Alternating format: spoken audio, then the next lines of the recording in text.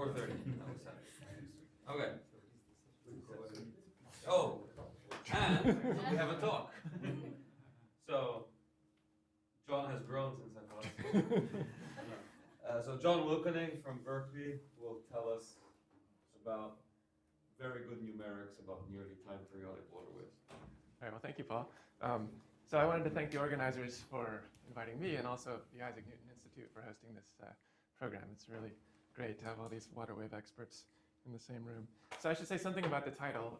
It almost sounds like a disclaimer that I'm trying to compute time periodic solutions, but I'm unsuccessful. But actually, I'm looking for quasi-periodic solutions and perturbations of time periodic solutions, things that come back almost to where they started at later times.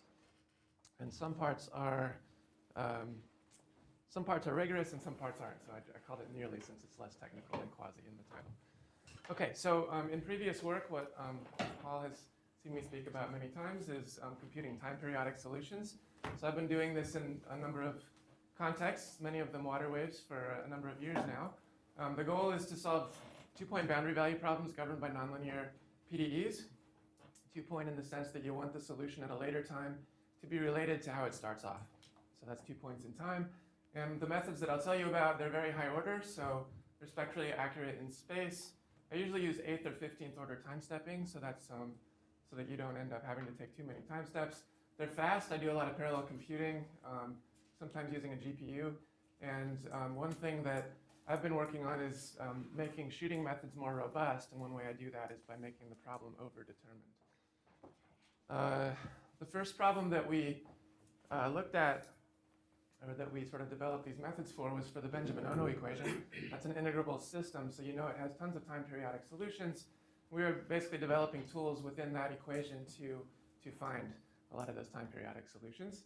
And then we used Benjamin-Ono as sort of a warm-up. This is with David Ambrose at Drexel for the vortex sheet with surface tension. David was the first to prove well-posedness of that system, and he had seen in some of the numerical things he had done before that a lot of the solutions of the vortex sheet look nearly time periodic.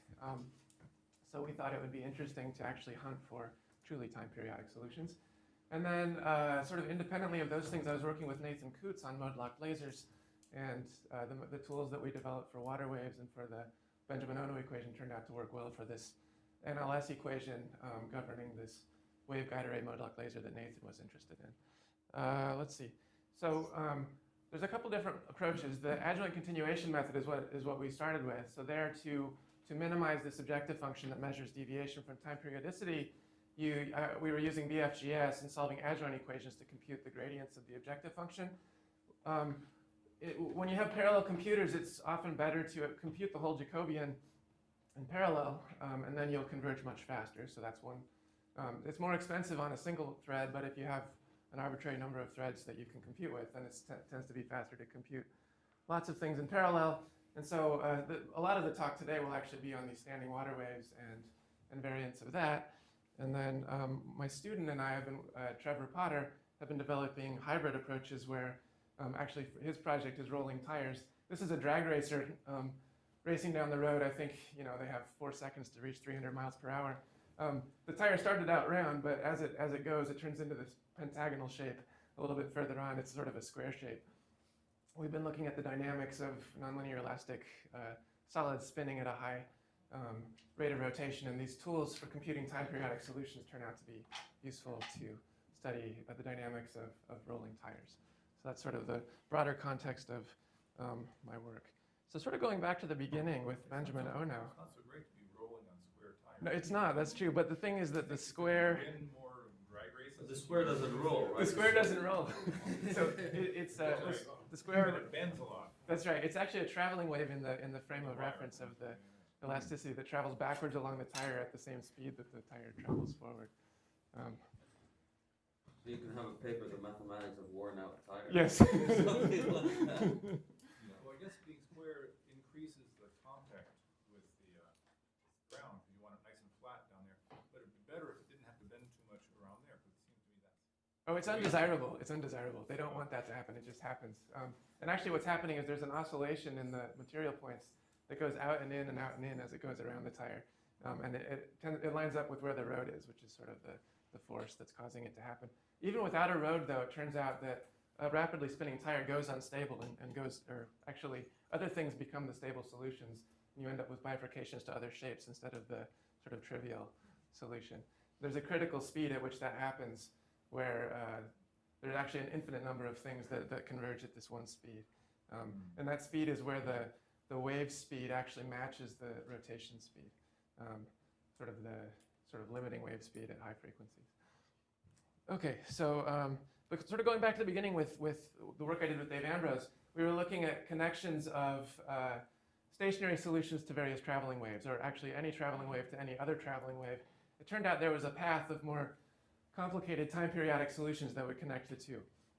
So this is a solution fairly close to the stationary solution we started with, and then varying bifurcation parameter, it goes through, I think that one is this one, that one is this one, and eventually you come back to another simple solution. So you start with a simple solution, there's a family of more complicated solutions, and it meets up with another simple solution later. So we mapped out, so it basically characterized all the different kinds of bifurcations that you could get. I looked locally at the linearized problem, figured out that there are a number of parameters involved when you bifurcate, enumerated them, and found a formula that maps you to where you're going to go at the other end. And the reason this is possible is that the system is integrable. I didn't know much about integrable equations at the time, so I was sort of rediscovering things. But anyway, this nice mapping, what we really did is sort of jump onto a different family of solutions. There's this hierarchy of quasi-periodic solutions, and time-periodic solutions are a special case. And so what we're doing is sort of going through this hierarchy and looking at bifurcations and coming back to simple problems at the other end. So just a question. Sure. The basic one hump has algebraic decay, right? That's right. And that's unique. So actually, I was on the spatially periodic setting. I see. Okay. Right. So this is how you actually find other solutions, because there's a proof by the director of this institute that the Benjamin Ono solution is unique. That's for a traveling wave. I think he assumed that specifically, that it was traveling. Okay. I don't actually know of a proof that these are. Let's see. I have another. Well, I'll show you one more picture. So this is between a one-hump stationary solution and a five-hump traveling wave. And you can kind of see what you have is a traveling wave on top of the stationary solution. So these are so what I'm interested in this talk are quasi-periodic solutions, which traveling waves are a special case. What that means is that your solution has the form capital U of some vector of wave numbers times x times some vector of frequencies omega times t plus phases. And integrable systems have hierarchies of these things. For the Benjamin Ono, Satsuma and Ishimori found one way using the bilinear formalism. Dobrokotov and Krichever found another way that really reveals the quasi-periodic nature. And the way Krichever did it is he defines this matrix M in terms of these really complicated sequences of numbers, A1, B1 up to AN, BN. You define this matrix, you take a determinant, and then you take a logarithm and a derivative in the imaginary part, and you sum up all these things, and it turns out this is a solution of Benjamin Ono if you plug in these guys for the kappas up here and these guys for the omegas, which is kind of a miracle.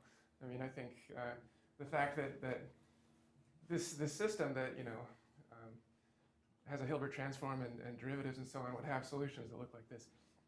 So the thing that we did was basically find the particular case where you have time periodic solutions, and then basically jump from one level of the hierarchy to another one to connect different sort of simpler solutions together. So my question is, are there analogs for the water wave of these quasi-periodic solutions beyond traveling waves and beyond standing waves? And so I think what Tolan proved was that for a traveling wave, there's a unique solution. And I don't know if it's known that these are all the quasi-periodic solutions, although I would guess that they are, but I really have no idea how to prove it. So here's what I've done with water waves just as a precursor. So sort of connecting with the Benjamin Ono, where we have some simple solutions like traveling waves here, and then other solutions like standing waves. We found families of traveling standing waves where you bifurcate from the traveling wave, and then you have something that does that's both periodic and translating, so it comes back to a spatial translation of itself. And then as you continue to vary this parameter, you come back to, so for one choice of the parameter beta, I think when beta is 0, you're at this pure standing wave. Vary the angle beta, this parameter beta, eventually you end up with a traveling wave, and you keep doing it, you get a standing wave. That standing wave turns out to be spatially shifted from this one. So there's this, and if you keep going around the circle, you'll eventually come back to this guy. So that's, I think, the simplest kind of non-trivial quasi-periodic solution, where it comes back to an irrational translation of how it starts. And then later in the talk, I'll talk about more speculative, more complicated quasi-periodic solutions beyond Did you look at the these energy guys. and momentum of these solutions? Yeah, and I'll show, I think later in the talk, we'll talk more about these guys. The energy is actually one of the parameters that I hold fixed when I go around this curve. And the momentum is going to be largest here and 0 here. So my beta is a way of parameterizing the momentum, right? Okay, so the rest of the talk is organized. First, I'll talk about standing waves, how I compute them. I basically use the same methods to do traveling standing waves, so you might as well explain them in the simple context.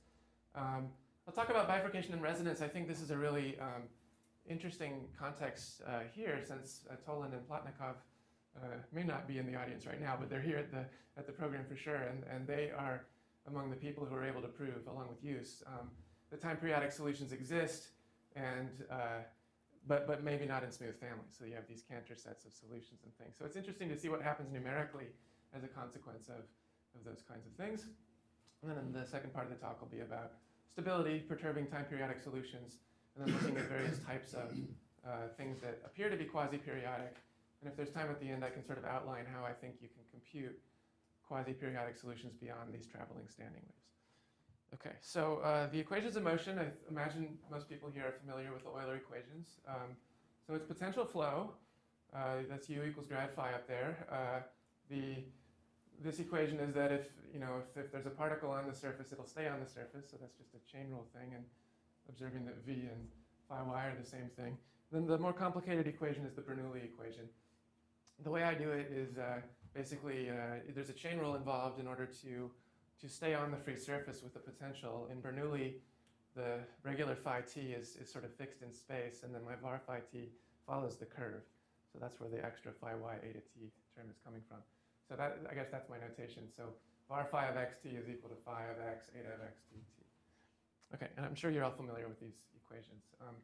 One of the things that I think was probably your contribution, Walter, was to realize that you could combine the Laplace equation part and think of it abstractly as an operator from the surface. Basically, what you do is you take the value of the potential on the surface, you solve the Laplace equation, you just think of that as something you're doing on the side, and then you compute the normal derivative and you scale up by square root of 1 plus eta x squared to make the operator self-adjoint. And then when you do that, this guy a to t ends up being equal to g phi, and the other things that feature in the bottom equation, phi x and phi y, can both be determined if you know the normal derivative, because you can also compute the tangential derivative just by taking a plane derivative. So that's a very nice thing, and then there are various ways you can compute this Dirichlet-Neumann operator. I've coded up lots of them. The one I usually use is the boundary integral method. So what you do here is you represent the potential at a field point in the fluid as a double layer potential. That just means you're distributing dipoles along the free surface with this unknown strength mu. And each one is very simple. It looks like a derivative of the Newtonian potential taken in the normal direction at the surface. You superpose them. That'll give you a harmonic solution of the Laplace equation. And then the challenge is to figure out how do you compute mu from the value of phi known on the boundary. We're in the spatially periodic setting, so I sum over periodic images and use this really interesting fact that for the Newtonian potential in the plane, summing over periodic images turns into a complex cotangent if you complexify things. So I think that's one of the more beautiful ideas. I'm sure it goes back at least to Euler, who was doing a differentiated version as a product, I think, inside of a logarithm. So that's the product of science. It's also the kernel of the Hilbert transform. Absolutely, yeah, that's right. So that helps in regularizing later. So if you do this sum over periodic images, instead of this potential, what you have is the imaginary part of a cotangent in there. But you represent phi as an integral of this kernel, k tilde of z alpha times this unknown mu. And to figure out mu, you have to solve, so what you do here is you take the field point z to the boundary. The Plumeli formula tells you what happens as you approach. There's a sort of a delta function there, so that will give you mu over 2. And then you have this regular thing here. And I regularize it with this, which turns into the Hilbert transform, exactly like Tom said. So k, as soon as you subtract this off, you see I take an imaginary part, and this is real. So you haven't actually changed anything. But the nice thing is that now what's inside of the braces is actually a continuous function. It's actually a smooth, or it's a smooth function. It's probably analytic in alpha and beta, even when alpha and beta approach each other. This term here subtracts off the singularity of the cotangent, basically, when you do that. So at every time step, as we're evolving the equation, to compute the Dirichlet-Neumann map, what you have to do is discretize this integral equation. You know phi, you're trying to compute mu, so it ends up looking like, looks like 1/2 I plus k, mu equals phi. So that's the linear algebra that you need to do. It can be done quickly. It's easy to parallelize this thing. You just have a lot of complex cotangents to evaluate. And then inverting it, because the system is so well posed, it's a compact perturbation of the identity. Just a few iterations of GMRes actually gives you the solution quickly. So you don't have to factor that matrix. You can just basically iterate. I think it's something like 20 times in double precision and maybe 30 or 40 in quadruple to get all the digits you want. Once you know mu, then there's an evaluation you can do to figure out the normal derivative. Also, just taking the field point to the boundary and seeing what happens to the gradient of the Laplacian there. And the only difference between this and this is that the imaginary part turned into a real part, and the alpha and beta switched in the zeta prime. And so this also is a regular function inside the braces, and can be evaluated alongside k with the GPU, for example. Okay, so that's one way to compute the Dirichlet-Neumann map. Another way is using conformal variables, and I'll briefly talk about this here because I think this is the way to, well, it's a faster way to evolve, certainly on a single processor. And there are a lot of cases in which it's useful to use conformal variables instead of these Zakharov coordinates that we just talked about. So my notation is a little strange. I like alpha to be my parameter of the curve, so I use alpha plus I beta as one side of the conformal mapping. X plus IY is my physical space, so that's the other side. So zeta of alpha is z restricted to beta being 0. So the lower half plane is mapped to the fluid domain. So you have lower half plane over here, fluid domain over here. Z is that mapping, the part where, the lower half plane maps to the part below eta. So zeta is c plus I eta. And then you complexify the velocity potential and introduce the stream function there too. So if you do all this, the kinematic condition that we started with that had the Dirichlet-Neumann operator in it, the A to t equation, ends up, you can think of it as zeta t in the normal direction is given by the normal velocity. That's sort of physically what you do on the free surface. So, or you can derive it from the chain rule from the previous line. So if you do that, then you end up with this nice equation for, so this is sort of an evolution equation, or a relationship between A to t and ct and the stream function. The reason because these things are conformally related, the real and imaginary part of a complex function, phi alpha and phi beta are the same thing. So the normal derivative of phi is the same as the tangential derivative of psi. And that's sort of how this whole thing works. So one way you can write this is in this form, the imaginary part of the complex stream function alpha minus zeta alpha zeta t bar equals 0. And that's a calculation to check that it's the same as this guy. For the Bernoulli equation, what you do is you pull back the stream function, or the complex velocity potential on the right, over to your half space on the left, and then you do some chain rule calculations and see how can I end up with Bernoulli. And it turns out if you just take the time derivative of this f and subtract off, I guess phi prime times zeta t, you'll actually end up with the regular time derivative or the regular t derivative of the potential, and then we know that this is equal to this on the free surface, and from that you can derive this rather hideous-looking formula for what has to happen to the complex velocity potential when you pull it back. So in this form, it's not very useful computationally, though it is useful for computing successive approximations iteratively, which is also something Toland has done. So I'll say there's also the Zakharov-Dyachenko idea. They recognize that zt over z alpha is a holomorphic function. If you differentiate it, or actually if you just write it down, it turns out that the real part and the imaginary part of this function match things that we know something about. In other words, like you know that this is equal to psi alpha, and so they realize that then this and this should be related by a Hilbert transform, and that allows them to replace this by a much nicer evolution formula. And I'm sure I can't really do justice to explaining all of the details of how you derive this thing, but in the end you end up with a nice formula that involves only Hilbert transforms and some spatial derivatives. So it leads to a spectral method with no difficult boundary integrals to evaluate. You simply have to compute Hilbert transforms of one-dimensional periodic functions, which is really easy with the FFT. So those are a couple of different approaches to time stepping. I think Olga and Katie will probably talk about other approaches like the Abeles-Fokash-Muslimani equation. Yeah? You have a denominator in this function, so you have terrible aliasing error. The denominators are okay because they look like 1 plus something small. So they involve, well, so you have S alpha there. S is, I don't know if I wrote it down. Here. So the zeta alpha, look at the leading term is xi alpha, which is like 1 plus something small. If the thing starts to overturn it, it's even okay in this formulation, whereas in mine, on the previous slide, it won't want the wave to overturn. Those denominators are actually okay. They really are. I think the real part is strictly positive. All right.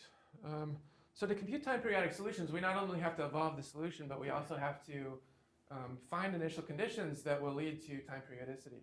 And so one thing you can do, if you're just looking for standing waves like this, you basically set the system in motion with certain symmetries so that if at a later time it comes to rest, like at that instant if it comes to rest, then the symmetry will say that it will evolve back along the direction it came and then continue on sort of with a spatial phase shift of how it started. So from that point, so basically it goes from this point being the peak to this point being the peak, and you only have to evolve over a quarter of the period. So what my objective function there does is says that I want the velocity potential to be 0 at time t over 4. And that is equivalent to saying that the wave comes to rest completely. Now those particles on the free surface. Oh, good question, yeah. Do they have any tangential motion? They do. Yeah, you can sort of see, especially I have a traveling wave movie that I'm not showing, but you can see they actually bunch up when the thing is starting to peak. And that's not physical. That is physical, actually. I'm using the physical velocity there. Are you using a Lagrangian? Yeah, for the particles. Ah. So the particles are visualizing the flow. So basically, whatever particle I put here, I pay attention to what the actual velocity is and just integrate it using a Runge-Kutta method. And on the surface, I actually keep it on the surface and figure out what would a piece of dust on the surface actually be doing. Okay. Yeah, and for a traveling wave, it's interesting. They sort of bunch up on one side of it and then they spread out on the other side. So you don't use the xi, is it zeta, as a coordinate for those particles? I do in the evolution, but I don't in the visualization. So it's the visualization is a post-processing step. Okay, because I think in your zeta one, you're probably allowing some tangential slip. Absolutely, yeah, that's right. So right, for the movie, I didn't do that. Or actually, I used the other thing and then figured out what it should be for the I always wonder if that has some impact. Is that kind of like completely irrelevant if you let it slip tangentially? It's, so that's how Dave Ambrose proved well-posedness of the vortex sheet. He actually used these theta arc length coordinates. Yeah. And all you have, I mean, I guess the vortex sheet especially doesn't care because you don't even, one side of the fluid is slipping this way. And the So other that side's never slipping that way. influences the local velocity field. No feedback from that. That's right. Or actually, you've written your equations so that it's correct in spite of your reparameterization. Like you have that freedom to reparameterize the curve as long as you keep the physics off of the boundary correct. And I don't know who first realized that. It might be Baker. It might go back before the 80s. That you don't have to use Lagrangian coordinates on the free surface to have the physics right. Right. Okay, so what I do, Can I make a comment about the particle? sure, I'm gonna guess something. okay. That you compute for half a period, and then you reverse the particles and have them go back. In this one, Because I can have a perfectly well-defined periodic vector field, but it's very rare to have an orbit of the vector field be periodic. that's right, I don't think these particles, well, these They look particles, pretty periodic to me. this is a movie in which I did not do what you said, but I reset the movie at the end of a cycle. Maybe that's it. If Jump you, a if, little bit right at the end of the cycle. so Oh, if the it's cycle starts there, well, actually it starts right here. not- So I guess it's very possible that these guys actually do, because of symmetries, go back the way they came though. I don't know. For other problems that you'll definitely see when I make the movie, it will reset and all the particles move. Okay, so if we're able to minimize that function to 0, then it turns out you can show that the solution will be exactly time periodic. And so, so basically I have a method of minimizing any nonlinear least squares problem like this. You've written it in least squares form. So using the Levenberg-Marquardt method, which I'll explain in a second, for what you do is you fix one of the C's. Those are I use the Fourier modes to describe the solution. Choose one of them, usually C1 at the beginning, and vary C1, and then solve for all the other ones and continue. So it's just a numerical continuation where you vary one of the parameters and you solve for the other ones to keep f equal to 0. And if you try to keep going beyond this point, pretty soon f stops going down to 0. So you always know if you haven't found the solution because your objective function is not 0. And actually what happens there, the reason that you can't continue below this is that there's a turning point in both that Fourier mode C1 and also in the period. So it basically folds back on itself. But it turns out then the sixth Fourier mode, I think 1 is probably the first Fourier mode of phi and 6 is the sixth Fourier mode of eta, actually varies monotonically as those two variables turn around. So basically what I do is switch back and forth between various Fourier modes as the continuation parameter to track this thing as it makes various changes. This is a somewhat traditional bifurcation diagram where this is wave height and this is something called crest acceleration. Mercer and Roberts in the 90s did a very careful study of standing water waves and discovered that a conjecture of Penny and Price basically was that as you increase the wave amplitude, at some point you'll reach a 90 degree corner as you increase it. But they discovered in their numerics that actually h has a turning point here, so that isn't the variable that would lead to a corner for sure. And so they proposed crest acceleration instead as the parameter, which as this goes to 1, in other words, as if the gradient of pressure goes to 0 at the rest point, then the particle will be in free fall, and that was expected to be the place where the corner would form. So this is the sort of bifurcation diagram you'll find in Mercer and Roberts. And for different points on the curve here, I'm showing you what the solution looks like. It starts off looking very sinusoidal, where you're sort of in the linear regime, then pretty soon things start getting sharper as you go.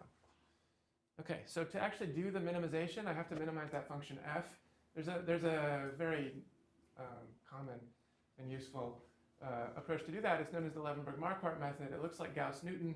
What you're doing is taking you make a quadratic approximation of f that isn't quite the full, it doesn't have the whole Hessian. What you're doing is throwing away part of the Hessian matrix and only keeping the Jacobian J transpose J part of it. J is grad of R.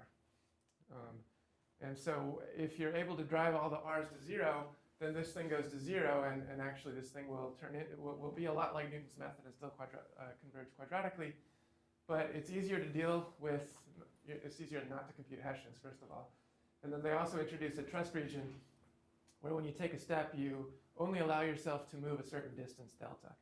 And you vary delta based on how well the previous quadratic approximation predicted the next nonlinear evaluation. So there's some simple linear algebra you can do to figure out what Lagrange multiplier lambda is involved, and that allows you to fairly quickly converge to solutions. And usually I only have to compute the Jacobian once or at most twice for each solution on the curve, since you have a pretty good initial guess from using numerical continuation. Okay, so one of the ugly parts of any of these things when you're doing Newton-like methods is that you have to compute the Jacobian. So you could do finite difference based things. There are these derivative-free Newton-Krylov methods, but it's a lot faster if you can actually compute the Jacobian by solving linearized equations. So and this is actually sort of a segue into stability anyway, where you need to compute solutions of linearized equations. So this is what the linearized Euler equations look like. They're structurally similar to Euler. You still have a Laplace equation here to solve. My dot is a derivative with respect to the initial condition. It's not a time derivative.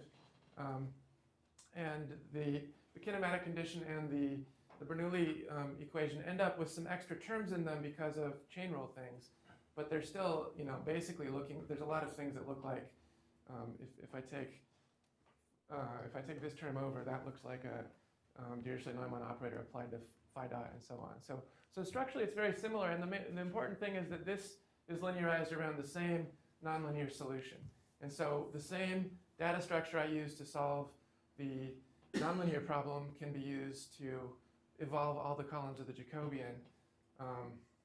All I'm doing here is this sort of standard trick in ODE theory, where you adjoin the gradient of the solution to the solution and evolve it along. And the solution itself satisfies the nonlinear equation. Q dot satisfies this linear equation, where you take the derivative of f evaluated at q and multiplied by q dot. So that's all I'm doing in order to compute how how a perturbation of the initial condition will lead to a change in the solution later. So what this Jacobian is doing, remember the Jacobian is the gradient of r. So what we're trying to do is figure out how to compute, how will r change if I perturb the initial condition. And basically you just have to solve these equations, evaluate things at the end in much the same way that you do for the nonlinear problem, and you'll end up with a matrix, which is the Jacobian, where Fourier modes are the columns and I think values on the grid are the rows. Okay, so that's a very technical slide, but I just wanted to point out that there's a PDE that you can solve to figure out how things change if you perturb the initial condition. Okay, so if we go back to, this picture I didn't say on the first slide is a picture that G.I. Taylor made. He did some physical experiments to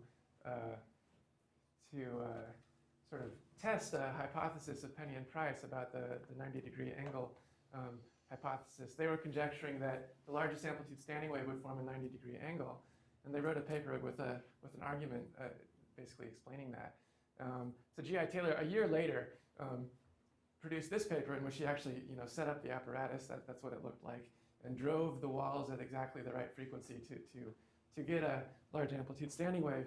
And he actually basically concluded that, yeah, 90 degrees is about right, but he makes this comment. I'm sure a lot of you have seen it, but well, this is undoubtedly true. I've been unable to follow their argument, so it's a nice, well, it's not so nice actually, comment on the previous paper. But it's been an interesting sort of open problem for a long time, what actually happens to these. What are the circles? The circles are, I think they were drawn by Taylor, possibly on the glass that he's taking the picture through, to show what he thinks the curve looks like. And he's claiming that this, if you connect the circles with the water wave, you end up with a 90-degree corner. So why would you draw the circles? I have no idea. No, I think the circles were the solutions from Penny and Price. Is that right? Okay. That's reasonable. Well, I must say, people at Cambridge really know how to make conversation at high tables. They certainly do. So I can weigh in a little bit on this Penny and Price conjecture. I was able to resolve the calculations that Mercer and Roberts did, and many others actually. I think Van den Broek and Schwartz did some very nice work too.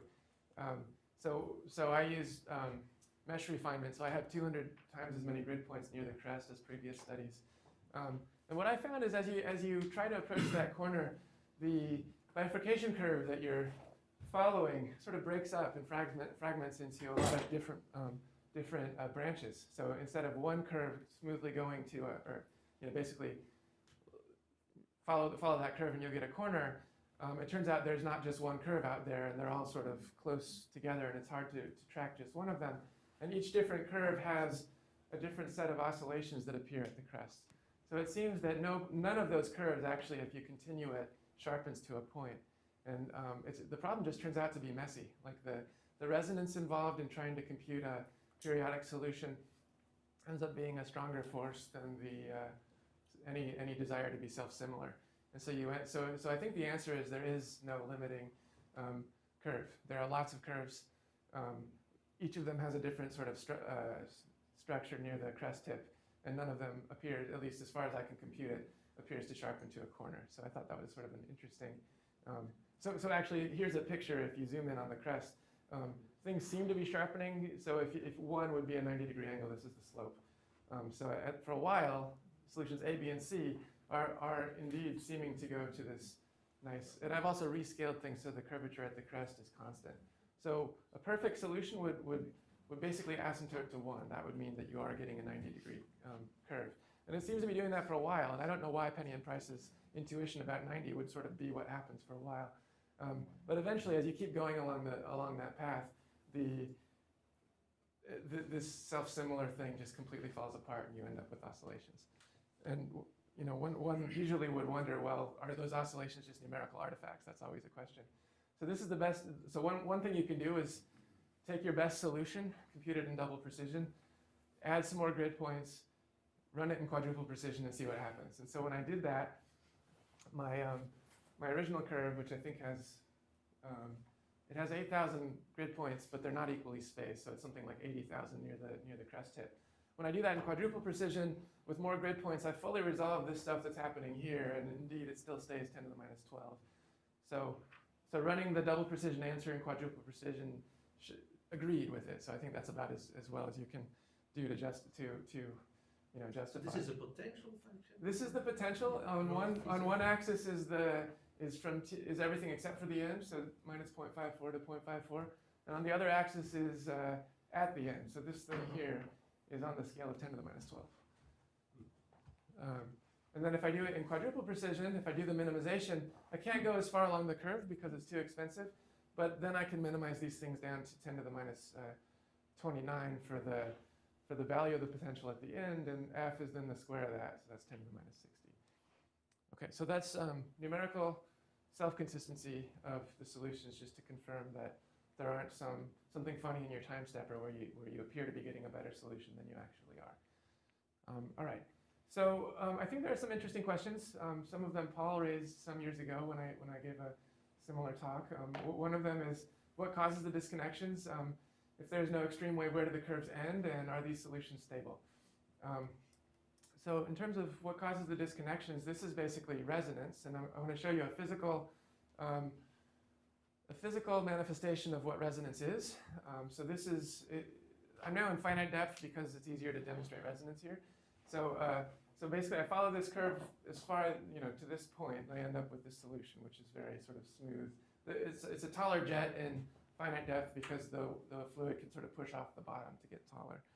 But there's an interesting thing that the bifurcation curve actually has a bunch of different apparent, seems to have a bunch of branches. So what happens as you jump from one branch to the other? That's the question.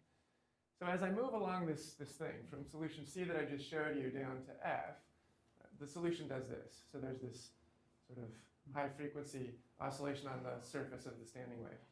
If instead I jump to the other branch and look at G, then there's also a high frequency thing, but instead there's a dimple instead of bumping up here.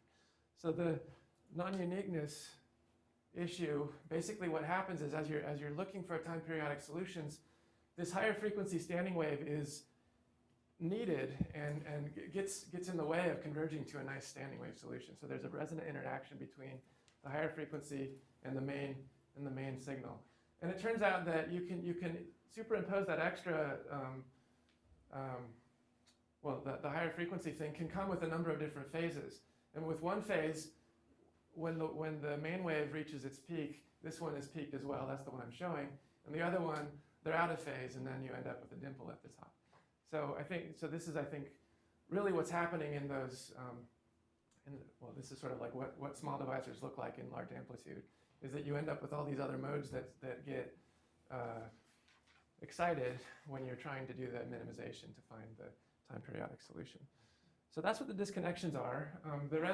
These resonances are very strongly influenced by fluid depth. So if I start with mean depth of 1, like I just showed you, and increase the depth to 1.05, G and F end up meeting. So then you end up with this picture.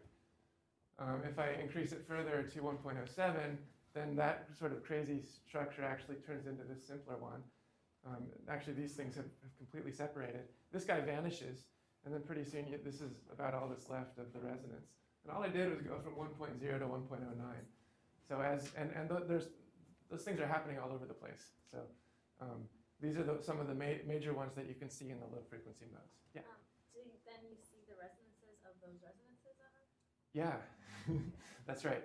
And you see that, you can't really see that in bifurcation curves, but you can see them in the Fourier mode. So you see these things doing this in the decay. You'll probably show that in your talk, yeah. Good. And another source of disconnections is something called harmonic resonance. So this is where, at the linearized level, when you linearize around the flat state, there are multiple solutions that happen to have exactly the same period. So this particular fluid depth, which I'm calling H crit, I don't remember exactly what it is, 1.03 something. The wave with k equals 7 happens to have 3 times that period turns out to be the same as the period of the k equals 1 wave. And they're exactly the same at that critical depth. And so you have at that exact depth, you have a pure 7-mode solution going up. You have a pure 1-mode solution going left and right. And then there are these interesting additional solutions, which are... This is with surface tension? This is without, actually. Oh, it's a Wilton ripple. It's like Wilton's ripples, but instead of using surface tension, it's the time periodic aspect that's causing the resonance. And so you have these other 2 solutions that you wouldn't have predicted were there from counting the dimension of the null space. Like the null space is 2-dimensional, but there are actually 3 solutions, nonlinear solutions coming out at that point. And so if you then perturb the depth a little bit, that sort of highly degenerate structure at the middle perturbs in either this way if you change the depth, if you increase the depth, or this way if you decrease the depth. And then you end up with one of those things, those sort of loopy structures that I've shown before. So this is another way that you can end up with disconnections in the curves. And here it's very clear how the resonance worked because it's present already at the 0 amplitude. In 3D, my postdoc Chris Rycroft and I found a similar structure. We were looking at 3-dimensional standing waves. I used finite elements to do the Dirichlet-Neumann operator. And we found this sort of basic solution, and this also another basic solution that had nearly the same period. And then if you combine them and then minimize again, you'll end up with this thing, which is sort of a nonlinear superposition of these guys.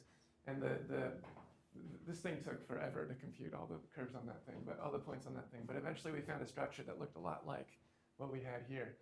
So, and it was sort of random that we chose a depth that happened to have this, but we sort of stumbled onto it. This is actually just like I did here, where I showed the 7th mode of phi with the 1 mode of phi for the initial condition. When you say mode, you mean the eigenfunction? Oh, I mean that you take the initial condition and expand it in a Fourier series, and then look at the coefficient in the 1st or the 7th spot. And for each of those solutions has an initial condition for which you can extract its mode. And those turn out to be useful for making bifurcation diagrams. And I think actually, Tom, you probably have a paper in which you talked about some of these harmonic resonance. I ran into that paper at some point when we were doing this, so that was really interesting. So Tom did that in the weekly nonlinear regime for 3D waves, and then that was the case where it was almost square. Yeah, is that what you're doing? This is square, in fact. Okay. Yeah. All right. So where the curves end, I don't have too good of an answer. It seems that as you continue and shoot for those really singular solutions, if you take further derivatives, look at eta xx, they become really wild.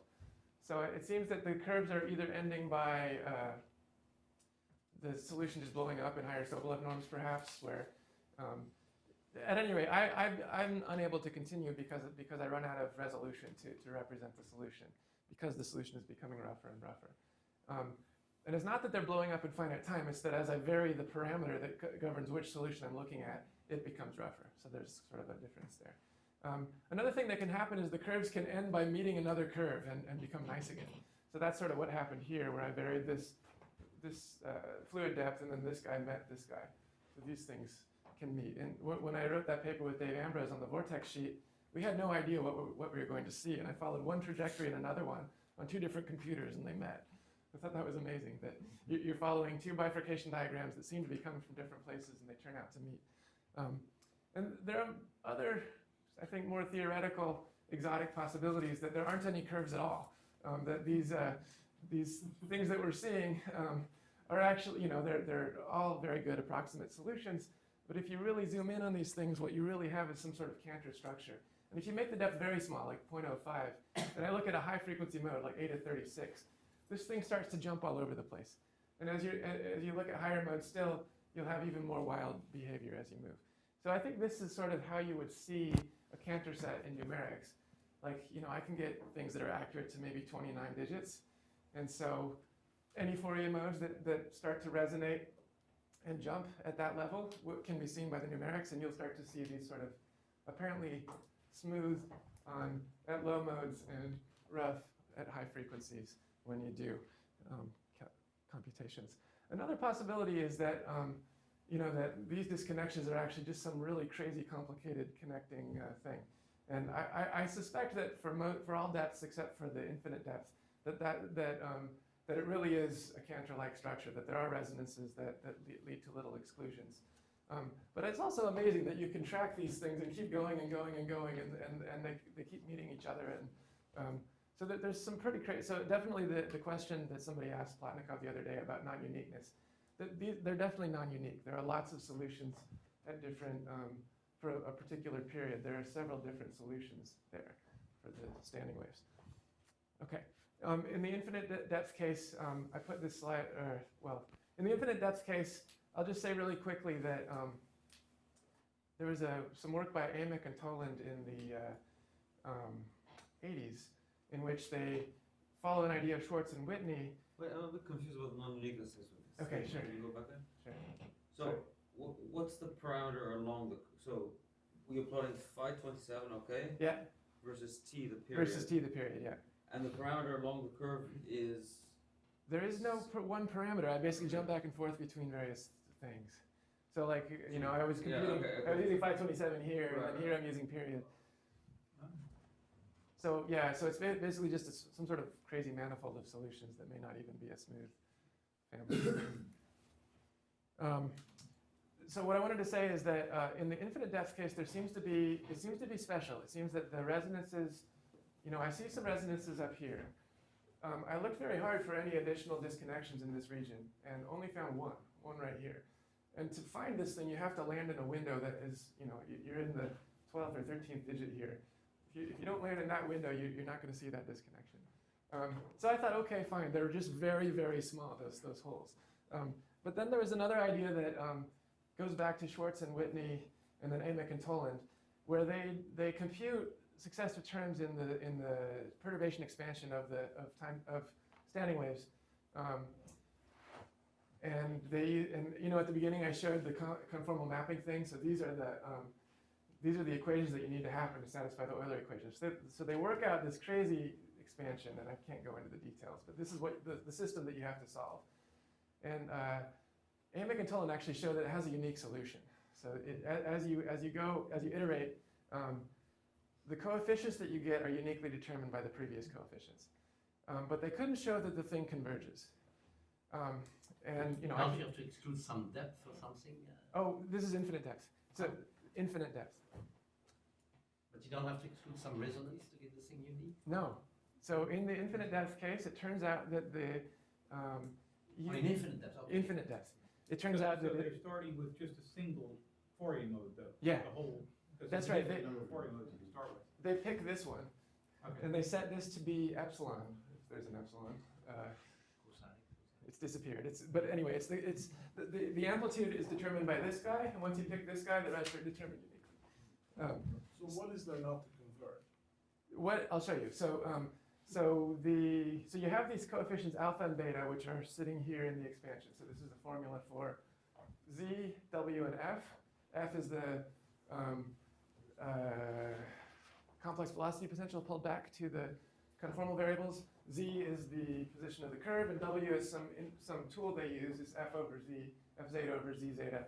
a tool they use to make to sort of help in their iteration. So they introduced that thing in order to solve for Z and F. So if the coefficients in these sums grow faster than like 1 over, if they grow like a factorial or something, then this series won't converge.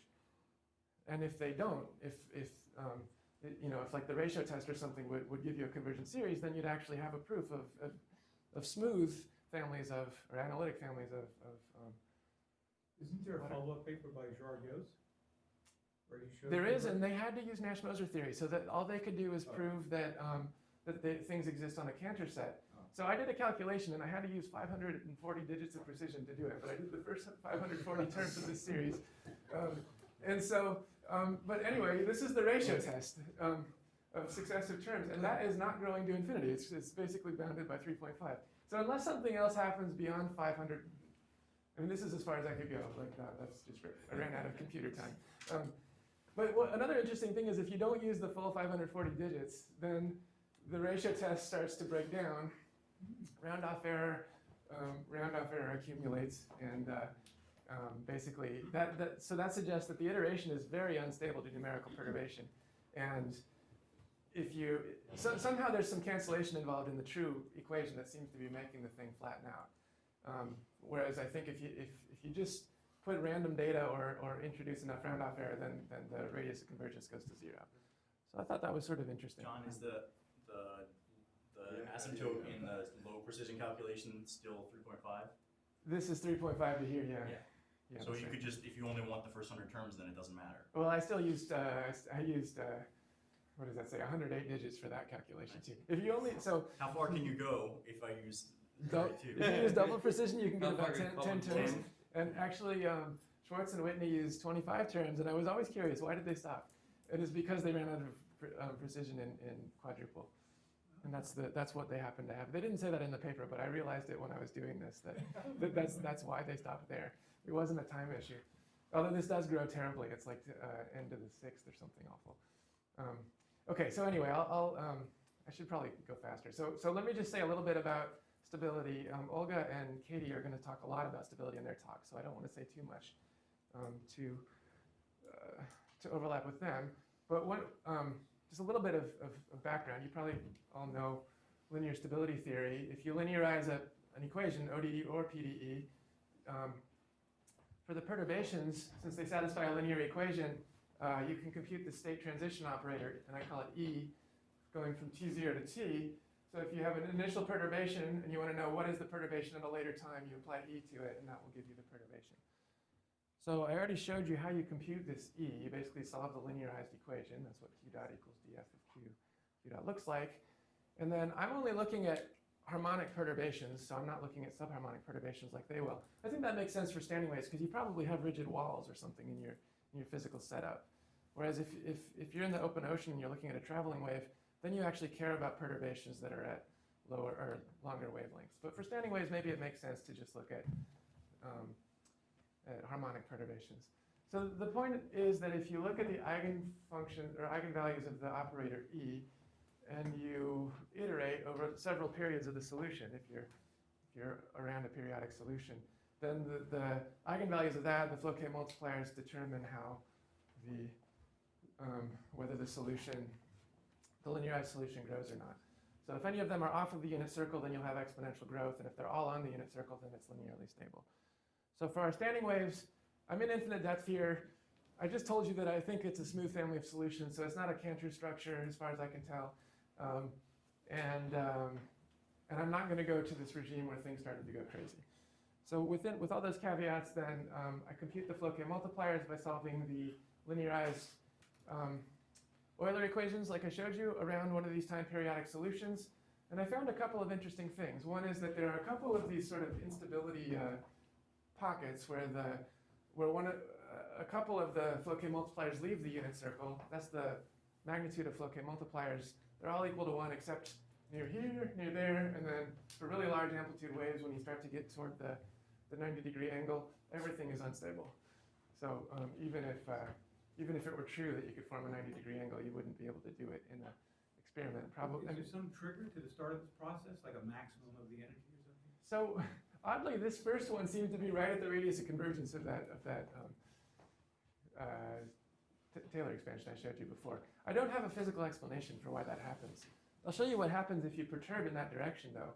So right here between 0.329 and 0.337 in crest acceleration, what I did is take the standing wave, seed it with the unstable direction with a small amplitude, and then evolve over lots of cycles. So I think I did 20,000 cycles. So this is the standing wave that you start with. What I'm going to show you is 25 snapshots at a time of what happens to the flat part. So let's see how to explain. If I were to follow this standing wave forever, then every period the thing would look flat. So you'd be just seeing that line over and over again. I'm just showing one cycle at a time, 25 of them in a row. But since I've seeded it in this unstable direction, it actually sort of goes off somewhere. This is 25 solutions at the beginning. And then as I go, that initial line sort of does this, and then it kind of comes back and seems to breathe. So after I don't know how many cycles, 12,000? After 12,000 cycles, it sort of comes back. So it almost looks quasi-periodic. It seems to go away, do some crazy things, and then kind of come back to where it started, which I think is interesting. So perhaps the explanation of this little pocket is that it wants to do a little bit more complicated dynamics that are still quasi-periodic, but it still basically hangs out near the time-periodic solution I started with. Shoot, I'm running out of time. So I'll skip these are collisions of waves.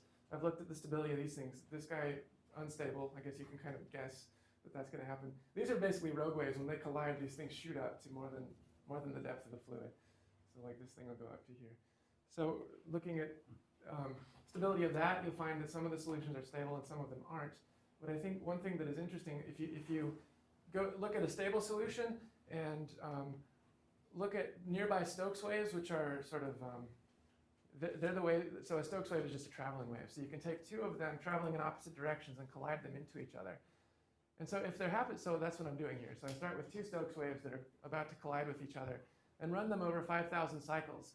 And it turned out that I picked the energy of this Stokes wave to agree with the energy of this particular stable time periodic solution. John? I'm not quite sure what you're doing. So two solitary Stokes waves or Two solitary Stokes waves that are now going to interact with each other. Okay. And it's on a periodic domain. So I basically did linear superposition of two waves. I know.